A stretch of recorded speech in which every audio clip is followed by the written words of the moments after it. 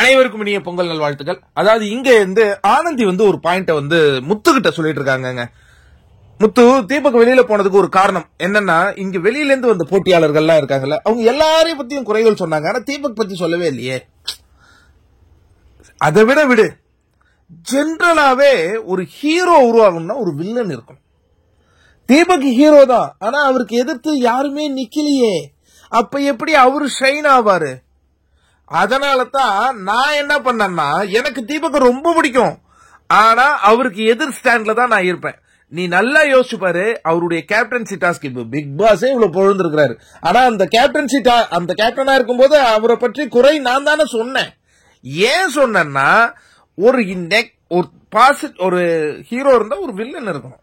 நான் தியாகம் பண்ண முத்து அந்த இடத்துல தெரியுமா. ஆனா நீங்க எல்லாம் தீபக்கு எதிர்த்து நிக்கலையே அப்படின்னு ஒரு புது பாயிண்ட கொண்டு ஆனந்தி சொல்றாங்க. எப்போதுமே எல்லாரும் இப்படி யோசிச்சா ஆனந்தி அப்படி யோசிப்பாங்கன்னு நமக்கு தெரியும். அதனால அது அவங்களுடைய கருத்தா தான் இருக்கு. அது அவங்களுடைய கருத்தில் நியாயம் இருக்கா என்னன்னு எனக்கு தெரியல. எனக்கு அவங்க தீபக் கேப்டனா இருக்கும்போது இவங்க சில குறைகள் சொன்னாங்க. அதை ஜஸ்டிபிகேஷன் பண்ணிங்கிறதுக்காக இதை கொண்டு முத்துக்கிட்ட சொல்றாங்கன்னு நினைக்கிறேன்.